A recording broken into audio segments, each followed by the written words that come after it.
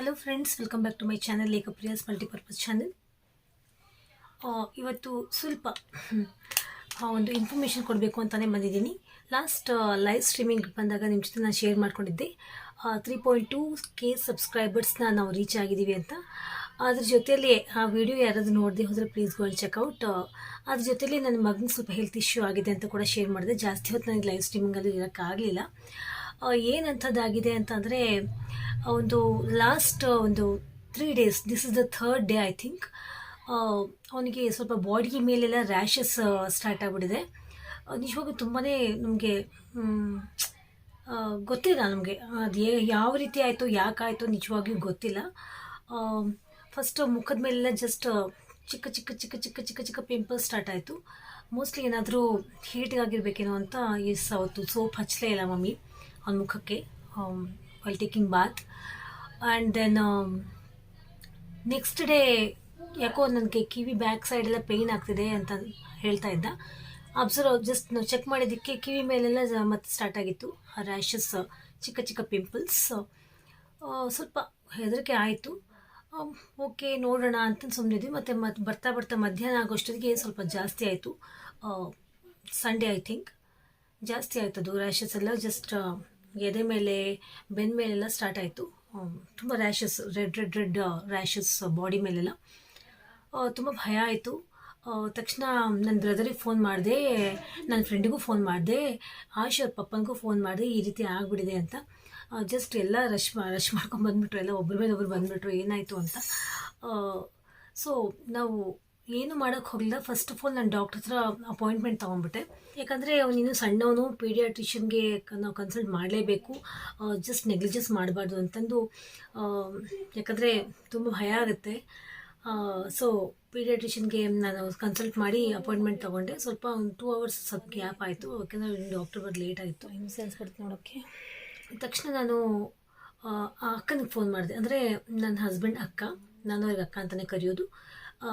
ಅವ್ರಿಗೆ ಫೋನ್ ಮಾಡಿ ಅಕ್ಕ ಈ ರೀತಿ ಆಗಿದೆ ಅಂತ ಕೇಳಿದಾಗ, ಅವ್ರು ಸ್ವಲ್ಪ ವಿಲೇಜ್ ಬ್ಯಾಕ್ಗ್ರೌಂಡಲ್ಲಿರುವಂತಹ ಜನ, ಇಲ್ಲ ಅದು ಅಮ್ಮ ಆಗಿರಬಹುದು, ಸ್ಮಾಲ್ ಪಾಕ್ಸ್ ಅಂತ ಅಂತಾರಲ್ಲ, ಅಮ್ಮ ಆಗಿರ್ಬೋದು, ಏನೂ ಭಯ ಪಡುವಂತಹ ಅವಶ್ಯಕತೆ ಇಲ್ಲ, ಮನೇಲೇ ನೀವು ಡಾಕ್ಟ್ರೇನು ಬೇಡ, ಮನೇಲೇ ನೀವು ಅದಕ್ಕೆ ರೆಮಿಡೀಸ್ ಮಾಡ್ಬೋದು ಅಂತ ಅಕ್ಕ ಹೇಳಿದ್ರು.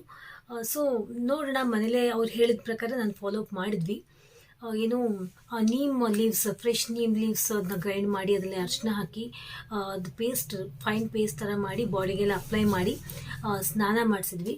ಆ್ಯಂಡ್ ದೆನ್ ನೀಮ್ ಆಯಿಲ್ ತಂದುಕೊಟ್ರು ಆಶೀರ್ ಪಪ್ಪ. ನೀಮ್ ಆಯಿಲ್ ಕೂಡ ಅಪ್ಲೈ ಮಾಡಿದ್ವಿ ಬಾಡಿಗೆಲ್ಲ. ಆ್ಯಂಡ್ ದೆನ್ ತುಂಬ ಬಿಸಿ ಬಿಸಿಯಾಗಿರುವಂಥ ನೀರು ಹಾಕಬಾರ್ದು ಅಂತಂದರು ಅಕ್ಕ. ಬಿಸಿ ಬಿಸಿಯಾಗಿರುವಂಥ ನೀರು ಹಾಕಲಿಲ್ಲ. ಮಜ್ಜಿಗೆಯನ್ನು, ಮೊಸರನ್ನ ಜಾಸ್ತಿ ಕೊಡಬೇಕು, ಜಾಸ್ತಿ ಲಿಕ್ವಿಡೇಷನ್ ಕೊಡಬೇಕು ಅಂತ ಅಂದರು ಅಕ್ಕ. ಎಸ್, ಲಿಕ್ವಿಡೇಷನ್ ಕೊಟ್ವಿ. ನನಗೇನು ಇಷ್ಟನ ಎಲ್ಲ ತಿನ್ನಿಸ್ರಿ, ಬಟ್ ಖಾರ ಮಾತ್ರ ತಿನ್ನಿಸ್ಬೇಡ್ರಿ ಅಂತ ಅಂದಿದ್ರು ಅಕ್ಕ. ಎಸ್, ಅದನ್ನು ಕೂಡ ಮಾಡಿದ್ವಿ. ಸೊ ಅದೊಂದು 2 hours ಇಷ್ಟೆಲ್ಲ ಮಾಡಿಬಿಟ್ವಿ. ಡಾಕ್ಟ್ರ್ ಸಿಗೋದಿನ್ನೂ ಟೈಮ್ ಇತ್ತಲ್ಲ. ಸೊ ನಾವು ಏನು ಮಾಡಿದ್ವಿ, ತಕ್ಷಣ ಮತ್ತೆ ಎಸ್ ಮನೆಯಲ್ಲಿ ಮಾಡಬೇಕಾಗಿರುವಂತಹ ಎಲ್ಲ ಒಂದು ಫಸ್ಟ್ ಏಡ್ ಕೂಡ ಮಾಡ್ಕೊಂಡ್ವಿ. ಬಿಕಾಸ್ ಅದು ಅಮ್ಮ ಅಂತಂದಿದ್ರಲ್ಲ, ಅದನ್ನು ಕೂಡ ನಾವು ನಂಬಬೇಕಾಗುತ್ತೆ, ಯಾಕಂದರೆ ಯಾವುದು ನೆಗ್ಲಿಜೆನ್ಸ್ ಮಾಡೋ ಹಾಗಿಲ್ಲ. ಬಟ್ ಎಸ್, ಸ್ಮಾಲ್ ಪಾಕ್ಸ್ ಅದೆಲ್ಲ ಇಲ್ಲ ಈಗ, ಅದೆಲ್ಲ ಎರಾಡಿಕೇಟ್ ಆಗಿದೆ. ಬಟ್ ಈ ರೀತಿ ಆದಾಗ ಮನಸ್ಸಲ್ಲಿ ಮಕ್ಕಳು ಸೇಫ್ಟಿ ನೋಡಬೇಕು ಅಂತ ಅನಿಸುತ್ತೆ. ಈ ರೀತಿ ಹೋಮ್ ರೆಮಿಡೀಸ್ ಕೊಟ್ಟಾಗ ಯಾವುದೇ ರೀತಿ ಸೈಡ್ ಎಫೆಕ್ಟ್ಸ್ ಕೂಡ ಆಗಲ್ಲ. ಸೊ ಎಸ್, ಡಾಕ್ಟರ್ ಅಪಾಯಿಂಟ್ಮೆಂಟ್ ನಂಗೆ ಟೈಮ್ ಬಂತು. ತಕ್ಷಣ ನಾನು, ಆಶೋರಪ್ಪ, ಮಾಶು ಮೂವರು ಜಸ್ಟ್ ಹಾಸ್ಪಿಟಲ್ಗೆ ರನ್ ಮಾಡಿಬಿಟ್ವಿ. ಅಲ್ಲಿ ಹೋಗಿ ಡಾಕ್ಟರ್ ಹತ್ರ ತೋರಿಸಿದಾಗ, ಇಲ್ಲ ಇದು, ಅವರು ಏನೋ ಒಂದು ರೀತಿ ಮಾತಾಡಿದ್ರು. ಅಯ್ಯೋ ಇಲ್ಲ, ಇದು ಪಿಂಪಲ್ಸ್ ಬಂದುಬಿಟ್ಟಿದೆ ಅಂತ. ಸರ್, ಹಿ ಈಸ್ ಜಸ್ಟ್ 10 yearsಗೆ ಪಿಂಪಲ್ಸ್ ಯಾವ ರೀತಿ ಬರೋಕ್ಕೆ ಸಾಧ್ಯ?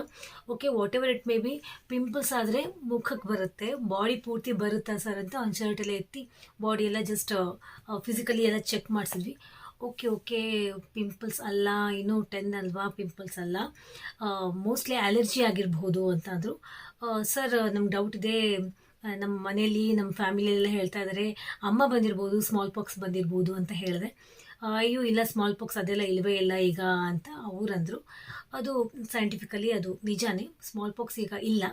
ಬಟ್ ನಾನು ನನ್ನ ಫ್ರೆಂಡ್ ಸರ್ಕಲ್ಸಲ್ಲಿ ಕಾಲ್ ಮಾಡಿ ಈ ರೀತಿ ಹೇಳಿದಾಗ, ಎಸ್ ನನ್ನ ಮಗಳಿಗೂ ಬಂದಿತ್ತು ಲಾಸ್ಟ್ ಇಯರು, ನನ್ನ ಮಗನಿಗೂ ಬಂದಿತ್ತು ಈಗ 1.5 ಇಯರ್ ಬ್ಯಾಕ್.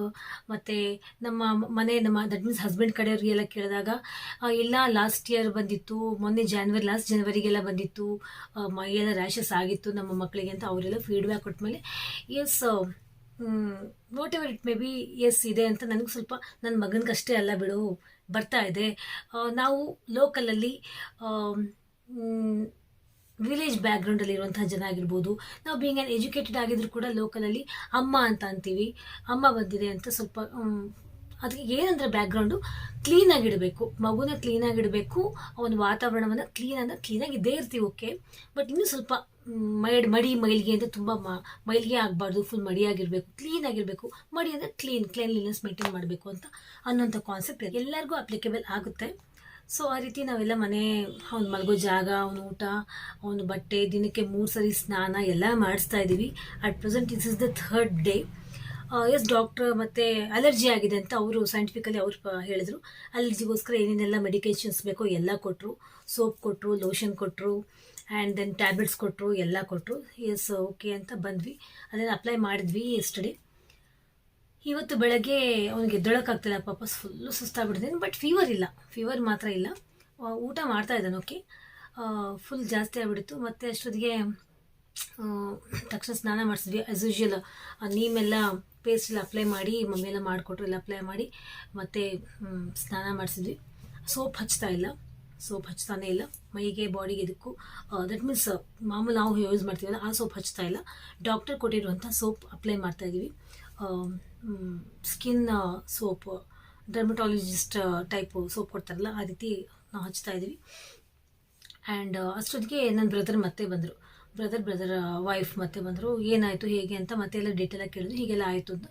ಸುಮ್ಮನೆ ಯಾಕೆ, ನಾನು ಆನ್ಲೈನ್ ಡಾಕ್ಟರ್ ಹತ್ರ ಕನ್ಸಲ್ಟ್ ಮಾಡಬೇಡ, ನನ್ನ ಕಂಪ್ನಿ ಮೂಲಕ ಆನ್ಲೈನ್ ಡಾಕ್ಟರ್ ಸಿಗ್ತಾರೆ, ನಾನು ನಿಮಗೆ ಲಿಂಕಪ್ ಕೊಡ್ತೀನಿ, ಬೇಕಾದ್ರೆ ನೀವು ಮಾತಾಡ್ಕೊಳ್ರಿ ಅಂತಂದು ಇಲ್ಲೇ ಕೂತ್ಕೊಂಡು ಪಾಪ ಆನ್ಲೈನ್ ಡಾಕ್ಟರ್ ಅಪಾಯಿಂಟ್ಮೆಂಟ್ ತೊಗೊಂಡು ಒಂದು 1/2 hour ಕೂತ್ಕೊಂಡು ವೆಯ್ಟ್ ಮಾಡಿ ಎಸ್ ಅಪಾಯಿಂಟ್ಮೆಂಟ್ ತೊಗೊಂಡ್ವಿ. ಎಸ್ ಆನ್ಲೈನ್ ಡಾಕ್ಟರ್ ಕೂಡ ಚೆನ್ನಾಗಿ ಮಾತಾಡಿದರು. ಅವರು ಕೂಡ ಡಾಕ್ಟರ್ಸ್ ಅಂದರೆ ಅವರು ಕೂಡ ಅಷ್ಟೇ, ಅವರು paediatrician from Bangalore I think online.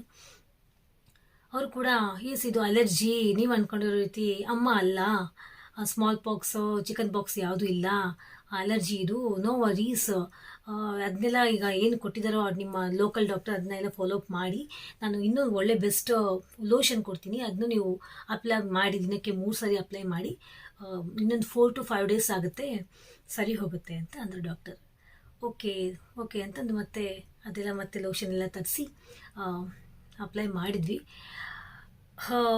ನೋಡಿ, ನಮ್ಮ local doctor and online doctor, ಈ 2 ಡಾಕ್ಟರ್ 4 to 5 days ಬೇಕಾಗುತ್ತೆ ಕವರ್ ಅಪ್ ಆಗೋಕ್ಕೆ ಅಂತ ಅಂದರು.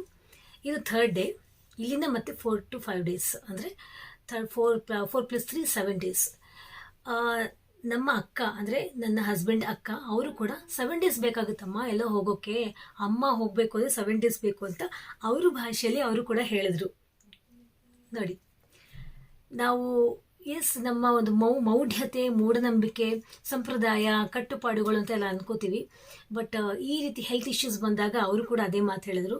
ಬಟ್ ನಾನಂತೂ ನೀಮ್ ಪೇಸ್ಟ್ ಹಚ್ಚಿ ಸ್ನಾನ ಮಾಡಿಸ್ತಾ ಇದ್ದೀವಿ, ನೀಮ್ ಆಯಿಲ್ ಹಚ್ತಾ ಇದ್ದೀವಿ, ತುಂಬ ತಂಪಾಗಿಡ್ತಾ ಇದ್ದೀವಿ, ಎಳ್ನೀರು ತಂದು ಕೊಟ್ಟಿದ್ದಾರೆ ಅವ್ರ ಪಪ್ಪ, ನಿಂಬು ಜ್ಯೂಸ್ ಮಾಡಿಕೊಡ್ತಾ ಇದ್ದೀವಿ, ಗ್ಲೂಕೋಸ್ ಪೌಡರ್ ಕೂಡ ಹಾಕ್ಕೊಡ್ತಾ ಇದ್ದೀನಿ ನೀರಲ್ಲಿ.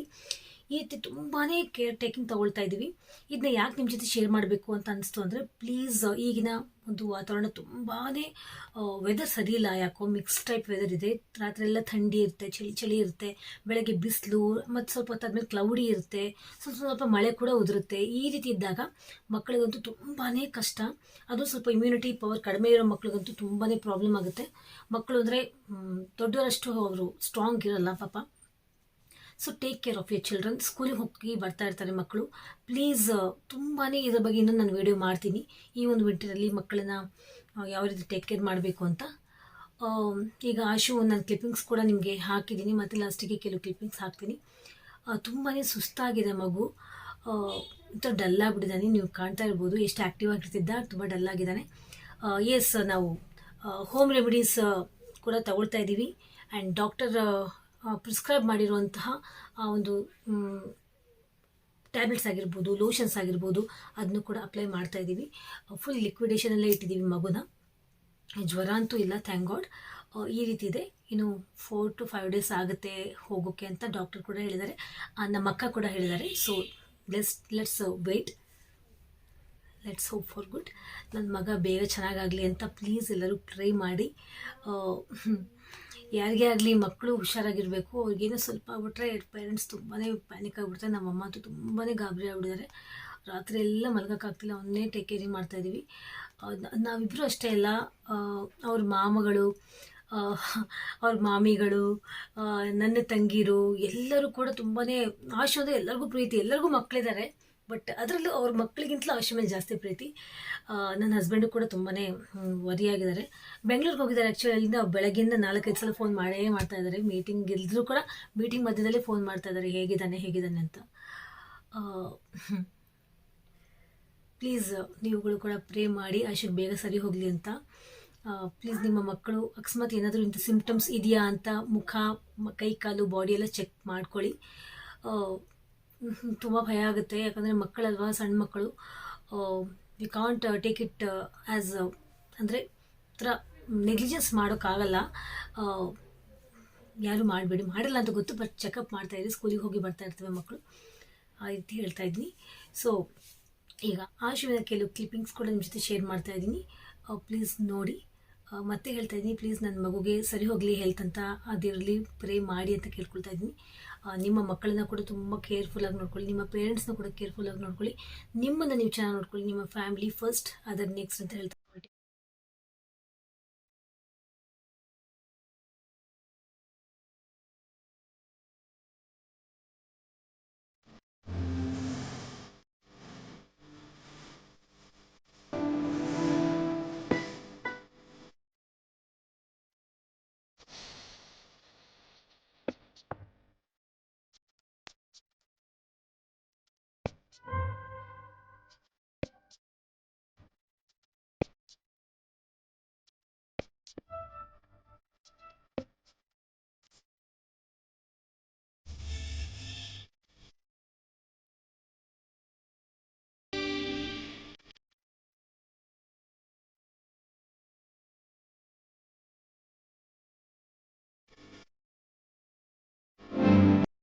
ಫುಲ್ ಲಿಕ್ವಿಡೇಷನಲ್ಲೇ ಇಟ್ಟಿದ್ದೀವಿ. ಸೊ ವಾಶ್ರೂಮ್ಗೆ ಹೋಗಿದ್ದಾನೆ ಫ್ರೆಂಡ್ಸ್.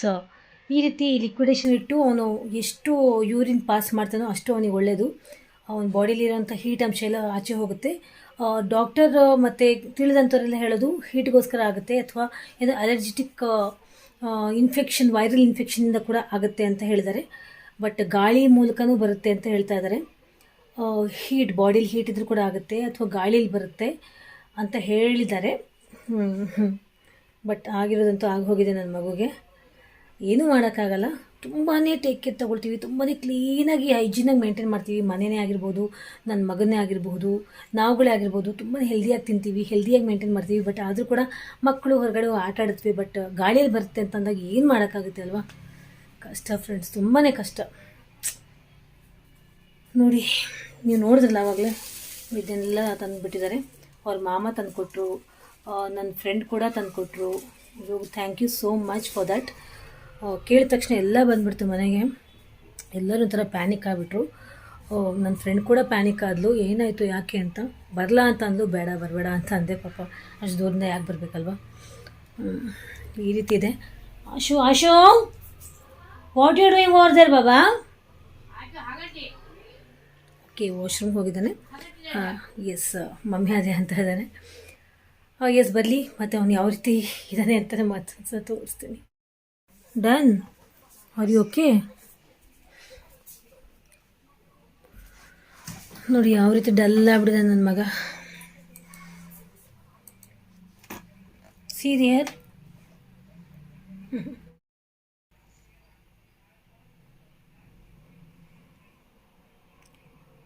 ಆ್ಯಕ್ಟಿವ್ ಆಗಿರೋ ಮಕ್ಕಳು ಈ ರೀತಿ ಡಲ್ ಆಗಿಬಿಟ್ಟು ತುಂಬಾ ಹಿಂಸೆ ಅನಿಸ್ಬಿಡುತ್ತೆ ನೋಡೋಕ್ಕೆ.